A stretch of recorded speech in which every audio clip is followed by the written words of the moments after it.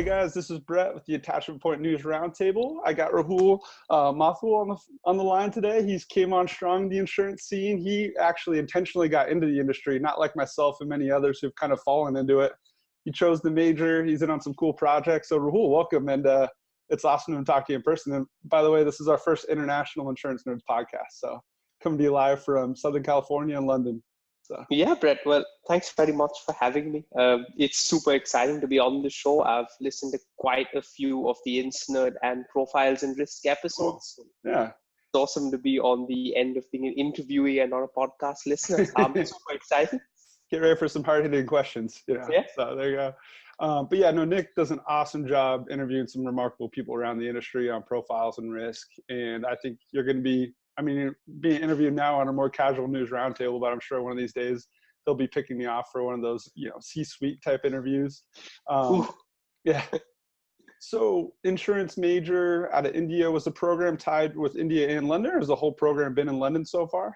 So that's a pretty good question, right? I grew up in Mumbai, India, where I also completed my schooling. So that's like pre-going to college. Okay. For university, I moved out to the UK, to Warwick. Okay.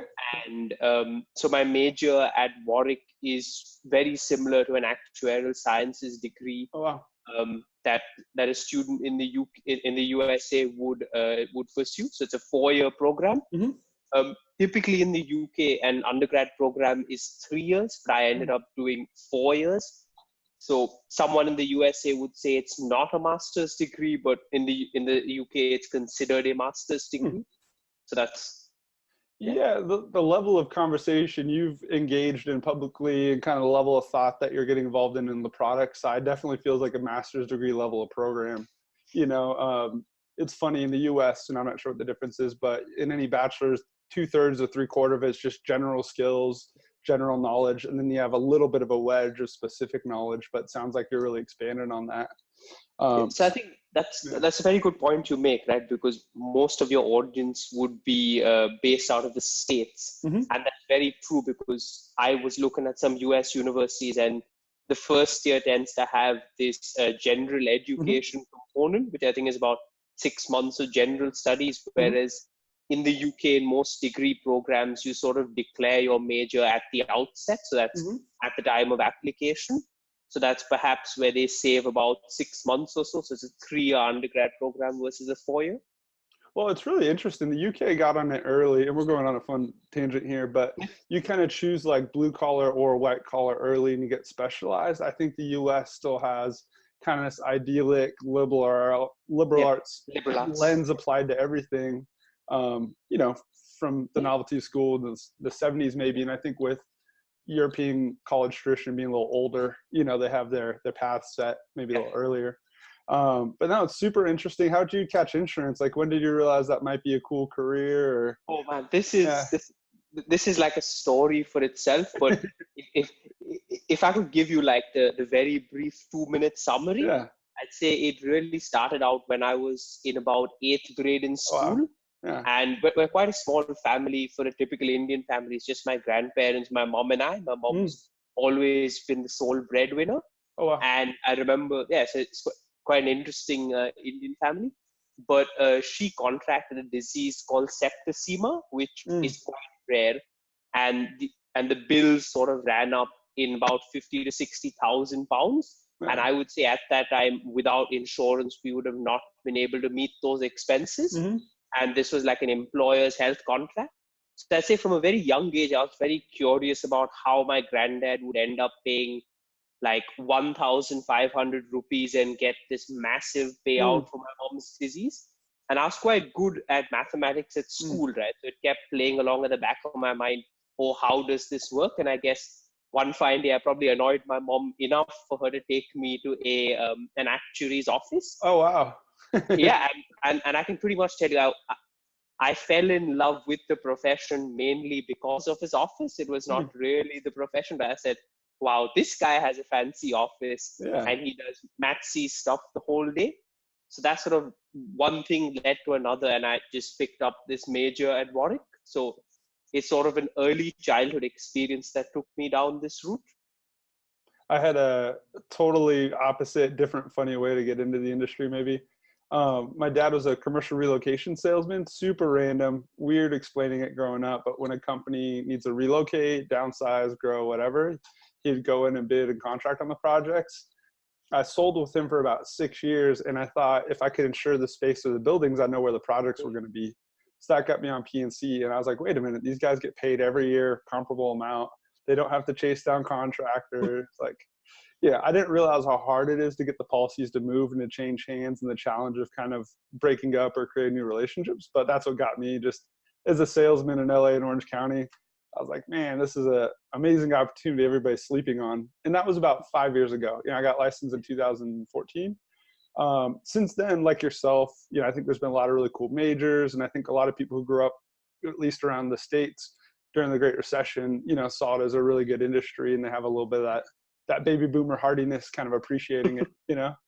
But yeah, it's an exciting time. So the other thing that kind of caught me by surprise, and it makes more sense now that you're headed into like a master's degree program, you've had some really good conversations and everything, and you've really kind of leaned in on the discussions on Twitter.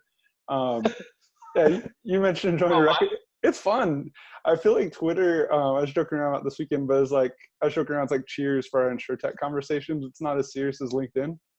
So the way I like to sort of split my interaction between LinkedIn and Twitter is when I write something, say, about the Asian InsurTech ecosystem, where it goes in like a couple of pages or something, I would post that on the LinkedIn. So LinkedIn becomes more of a one-way communication channel. Whereas if I want to engage in a in-depth conversation, Twitter is probably much, much better, because you find even some of the senior thought leaders quite conversational on there. So you could get like a Matteo Carbone, a Nigel Walsh, a Rob, or someone tweeting at you every 20 or 30 seconds. So for someone like me who studied at Warwick, tucked away in this small little corner in Coventry, it was a great platform to speak to these guys who otherwise I would have to drop hundreds of pounds for to go meet in person at a conference. Oh, if you can even get to them, in a crowd. Exactly. And the beauty is Twitter is one of those platforms where however senior you are, you end up managing that platform yourself. And this is sort of an observation I've made for people, regardless of how senior they get. Just based on their interaction on Twitter, it's a giveaway of whether or not they manage their platform. And I think in the InsurTech ecosystem, it seems everyone on that top 50 influencer list manages their own social media. So it's fun. I look at it like I always looked at it like a curated news feed. And then LinkedIn, only the past year or two, I feel like has had deliverable value, but I did try to have a clean setup on there early on, just because I felt like it was like called the Oklahoma land grab in the States. So when the state of Oklahoma was getting set up, they just gave away the land because they wanted people to go there. So I felt like early on with LinkedIn, it was just sort of setting up shop and waiting for it to matter.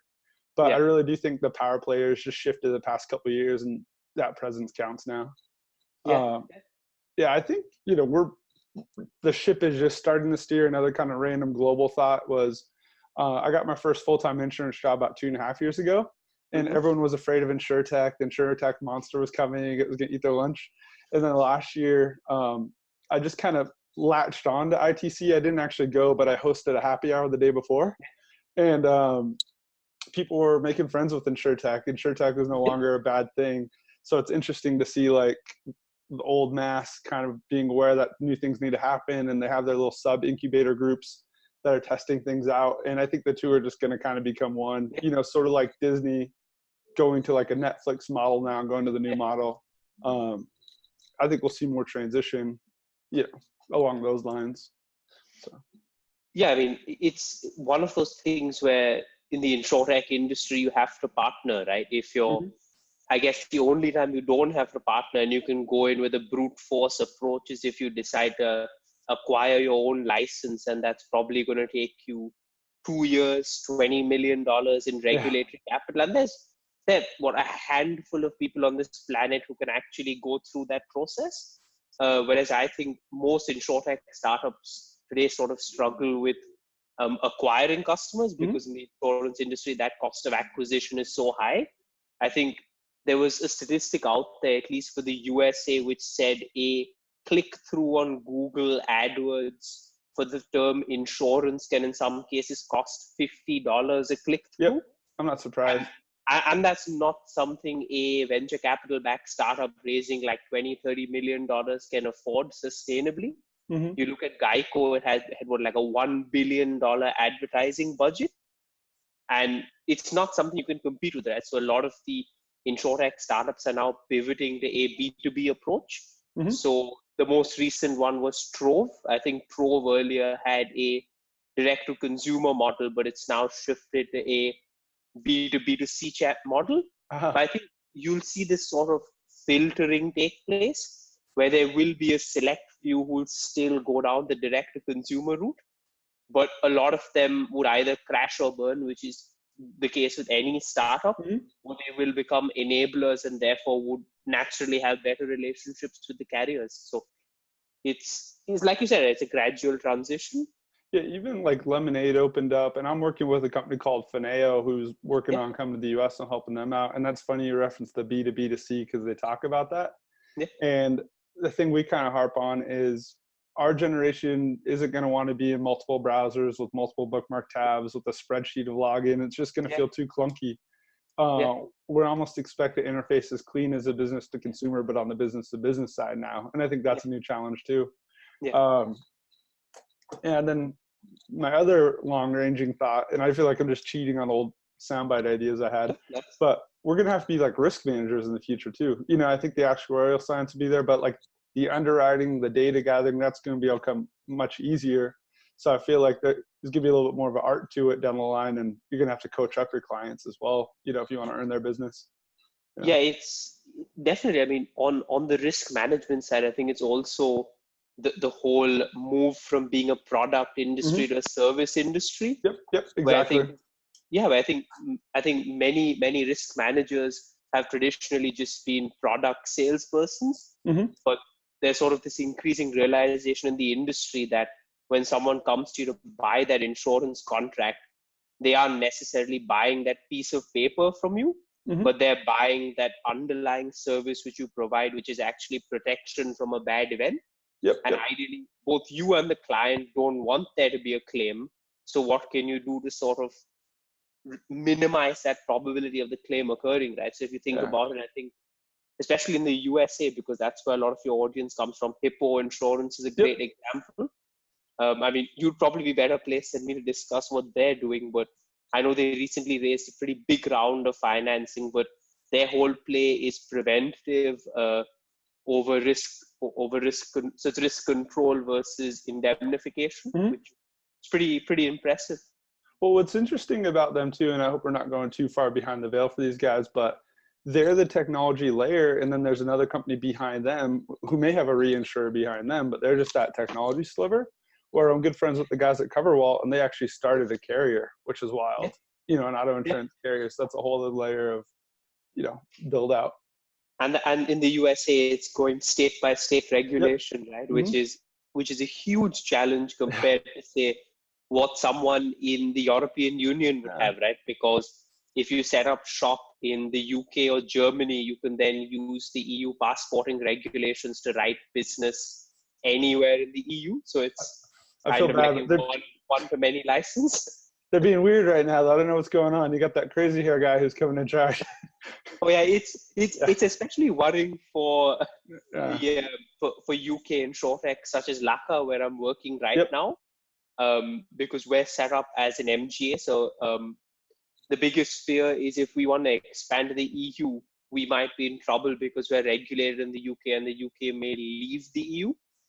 But I think that there's a lot of work being done by the EU the local EU insurance regulators to sort of allow for like special schemes for you to move over prior to Brexit. So there is some contingency plans in place. So it's not just like a free-for-all market where you're just running around without any hope.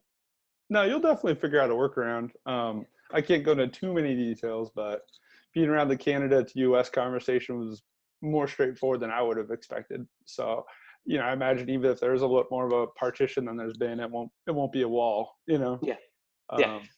And And I heard that guy looks like a crazy man on purpose. But that's a John Oliver thing. I won't go there. I won't go down a tangent like that. So then you just got on the Asia InsurTech pod too. You're going to start participating in that. So yes, so it's super funny that you mentioned this, because earlier today we just recorded. I recorded my first news podcast with AIP. So I guess the guys at Asia InsurTech podcast focus exclusively on Asia. Okay.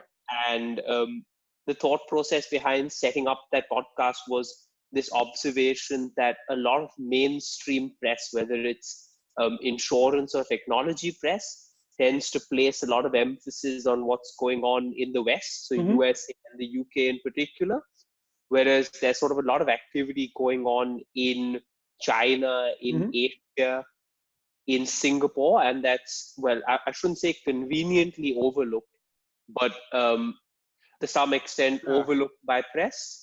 Stephen Goldstein used to work out of that area before coming back to the US for this InsurTech scene. And he said a lot of interesting progressive stuff was happening over there. Like I've heard of a lot of features that sound a little bit more outside the box, than what we're used to over here. So yeah, I mean, it's crazy, right? So I guess for your for your audience, once again, they may have heard of Ping An. Okay. So Ping An is a maybe. Okay, so Ping An is an insurance incumbent which was set up in 1981. So you're talking, they're pretty much your legacy insurance company. Yeah. And over the past 2 decades or so, they've undergone this whole technological transformation of sorts. And to just give you an example of how big they are on technology, in their most recent quarterly report, they express that they're going to invest upwards of $1 billion this financial year in technology. And in-house, they have 5 ventures in the health tech space, in the auto space, and in the smart home space that are each worth $1 billion. And this is a insurance company in China. Yeah. And I guess maybe Ping An is sort of the exception in the eyes of the West. But there are so many other interesting examples, like this platform in China called Xianghubao. Okay. So have you heard of the Alipay ecosystem? Like a kind of Alibaba kind of extended out pay ecosystem? Yeah, so okay. Pretty much. So Alibaba is the parent entity, and financial is Alibaba's financial services arm. I can see. And they have this payments platform called Alipay. Okay. Similar to a WhatsApp Pay or a a little Apple Pay, Android Pay. Exactly. So the way you can think of it is these guys have built a peer-to-peer insurance platform on top of a Apple Pay equivalent. And since October 2018, when these guys set up shop, they've got 80 million users on the platform. The scale of everything's nuts. Yeah, and it's a scale game, right? But if you think about it, this is like getting 1 out of every 12 people in America on a platform in a span of less than a year, right? That's a pretty incredible achievement. Well, part of the challenge we have here, or I kind of feel like I run into, is in the 70s you had like Orange County suburban sprawl. In the maybe, who knows, the 50s you had LAs. You're trying to replace or move things that are already set, and you're dealing with the ecosystem that you're trying to talk into change, but really change is going to happen in pockets. But when you have an evolving kind of ecosystem like in China or India, I see huge opportunities to set up table stakes, Yeah, you can you can leapfrog everything, right? Yeah. So you've gone straight to the mobile and you don't have anything that's desktop native, which surprises some people, but is sort of the norm now. Yep. No, that's 70% of your activity. I've heard of some companies that want to go to Central America or Asia first, but have to go US because it's a funding thing to kind of get their legs, and then they'll go explore. But especially even like Lemonade, it's interesting thinking that they're out of Israel, we're here, and then go back to Europe. It's almost like just marching, and just finding that next territory to go kind of scoop up. I mean, if you're a venture capital backed startup, for better or worse, one of your key stakeholders are your investors. Yep. And right now, most of the big technology investors are well, they obviously have their capital set out in Cayman Islands or some of the low tax jurisdictions, but their investment teams sit in Silicon Valley, or so it's either Silicon Valley or Shenzhen in China. So you have to go to one of those two places just to meet the teams to raise money. And if you're close to them from an organizational standpoint, they are just going to be a bit more enticed to sort of invest into you. It's more of that familiarity aspect. If I can see you across the road from me, I'm quite likely to invest in you. It's trust. I mean, they always say you're betting on the person, even when you have some product market fit. That's interesting. I didn't realize Shenzhen was kind of like the kind of Asian hub for, you know, like kind of similar to Palo Alto. I know it's a huge municipality from like, used to be a manufacturing and shipping standpoint, but I didn't realize that was kind of like the powerhouse now for money in Asia. Shenzhen is now the Silicon Valley of the East, in some sense. I mean, they've got some companies like SenseTime out in Shenzhen, which is the most valuable AI startup on the planet. These are the guys who do all of the street facial recognition technology for the Chinese government. So the funny thing is, in China, you can't really jaywalk on the streets. You get a fine straight into your Alipay wallet, which is intense. It sort of comes across as a Black Mirror episode, but that's reality in China, right? And it's at such a scale. In order to get to a point of organization, you might have to have some measures that aren't traditional. You know, like I heard the thumbprint for China is actually not that much bigger than the US, and like everybody's on the coast. You know, I mean, it's just a different animal. I haven't been there yet. I've been to Korea. It's as close as I got to Asia. No, this is cool, man. It's kind of funny. I feel like we might be running-ish out of time. Any other kind of random questions on the US, like the startup ecosystem, or, you know, my experience as a broker over here? Anything kind of intriguing to you about this side of the pond? I mean, it's one of those things where there is so much activity that comes out of the US ecosystem. That there's always the next big funding round, like Root Insurance sort of announced its $350 million Series E. But I guess the question I really have is, where is InsurTech headed in the USA, right? There's so many trends per se. So there's telematics insurance for motor, there's smart home insurance for home, and there's interesting stuff going on in the life insurance with Ethos. For what's going to say be the next big thing over the next 2 to 3 years? I can speak into the distribution side more, just because I've been on the agent kind of broker level. That B2B to C. So the comparison I make a lot about what we're doing at Fineo is to CoverWallet. And CoverWallet's got 10 A-rated carriers, approximately, a simplified platform, similar with Hippo. That's when you get the phone call and you want to do the quote and you want to get a policy out that you trust quickly. That's where you start. And then you go back to more traditional tools. If you hit a wall or they're not a fit, you're like, all right, well, I don't have anything for you right now. Let me work on this. I'm going to review everything and I'll circle back with you. And I don't mean to write policies quick, but that's for simpler bops, you know, for whatever else. But I think we'll see more and more of those clustered, simplified platforms. I know Attune out of New York has some similar technology going on. And I think anybody who doesn't have that or has a clunky version of that is just going to be forgotten for the time being. And then they'll kind of scoop up related technology or companies. And I don't want to name the middle or the slow players, but there are definitely other windows that seem to be straightforward but a little clunky, or ones that get you lost in kind of weird screens. And I just think it's too easy to get access to the carriers through GAs or wholesalers these days, or clusters, that anybody who doesn't have a clean interface is probably going to lose the smaller broker, you know, and that's going to get scooped up somewhere else. I'm sure middle market and large market, I'm not a part of those too often, or if all. I'm sure those will operate as they have for a while, but you'll see a changing layer on that bottom third of commercial, I think. And then I always think it's smart to zig when other people are zagging. I've stepped back from personal lines for now, but everyone's running away from it like, you know, chickens with their head cut off. I think there'll be a play down the line to use something like a clear cover that'll automate some of the simpler, you know, monoline auto things, but there'll still be a high net worth market. It'll still be worth doing personal lines just because there's so much of it.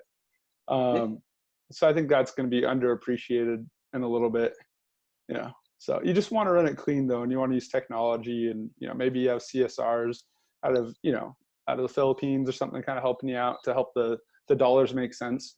You know, or the pounds make, what is it? It's the what's the pence? I don't know. What's the change for a pound? I don't know. Pennies? Pennies? I don't know. Yeah, pound make pennies over there. Yeah.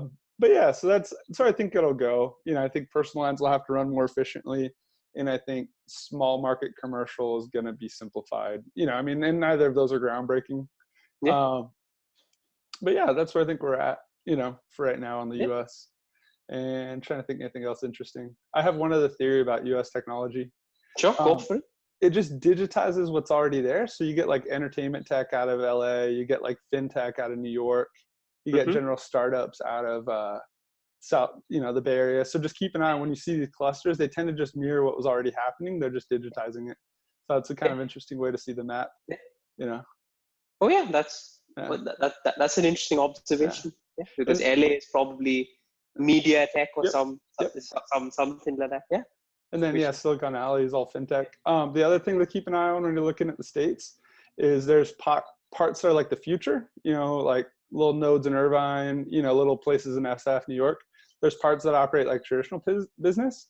And then there's parts that are just forgotten, like any other country. But I think it's helpful to look at the US like three things, Yeah.